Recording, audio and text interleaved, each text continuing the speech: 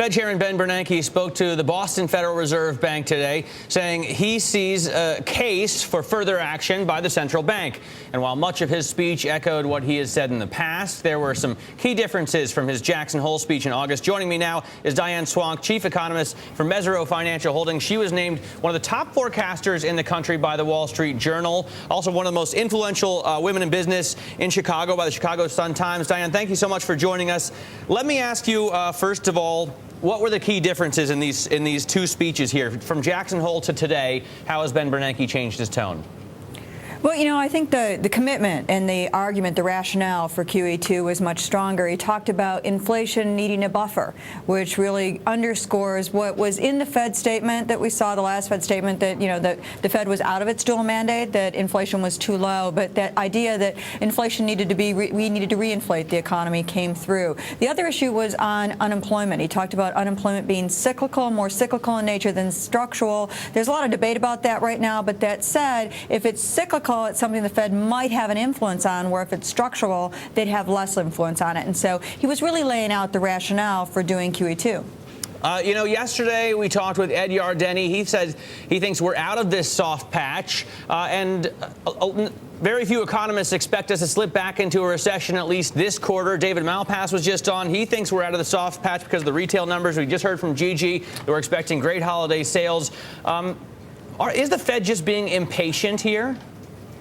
You know, great holiday sales. Everything's relative, right? I mean, the best in 4 years has been a lousy 4 years. So I think, you know, really understanding the level of economic activity versus growth rates. First of all, the growth rates are still anemic, very low. The consensus view has really converged and been downgraded on the forecasts over the last 6 months. We now are looking for most economists somewhere around 2.6% growth, 2.5% growth, maybe 2.75% growth. That's not enough to bring down the unemployment rate or enough to bring the inflation rate back up again. So this is a Fed that is dealing with its dual mandate, and its dual mandates it's out of, and it's growth but not enough. And I think the thought of having 9.5% unemployment a year from now, which is highly probable given the forecast, is not something Ben Bernanke wants to look forward to. Although Ben Bernanke, at all costs. Although Ben Bernanke himself admits that they could have at least restrained impact on the markets. Apparently, the Fed's internal forecasts are for each $500 billion of quantitative easing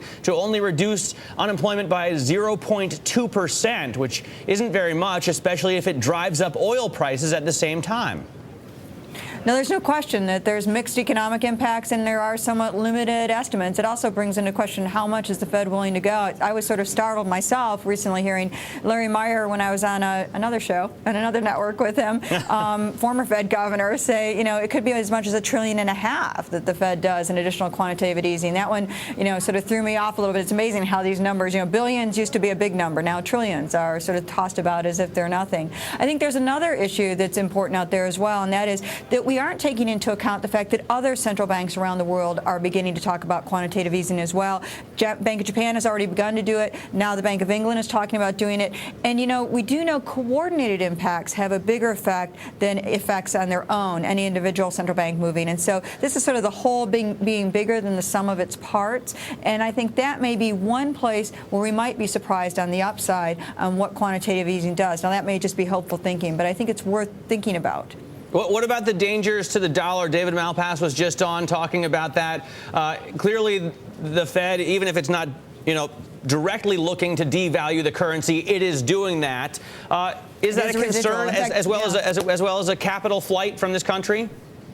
Well, certainly the depreciation of the dollar is one of the things that Tom Hennig sort of noted that it concerned him. I think from the Fed, the sort of main core part of the Fed, not the dissenters' view, which are not insignificant, but the main core part of the Fed, you know, dollar depreciation to the extent that it causes any reinflation and accelerates exports, that's actually good for the U.S. economy. It's not a target. The dollar is not part of our monetary policy targets. It is other central banks.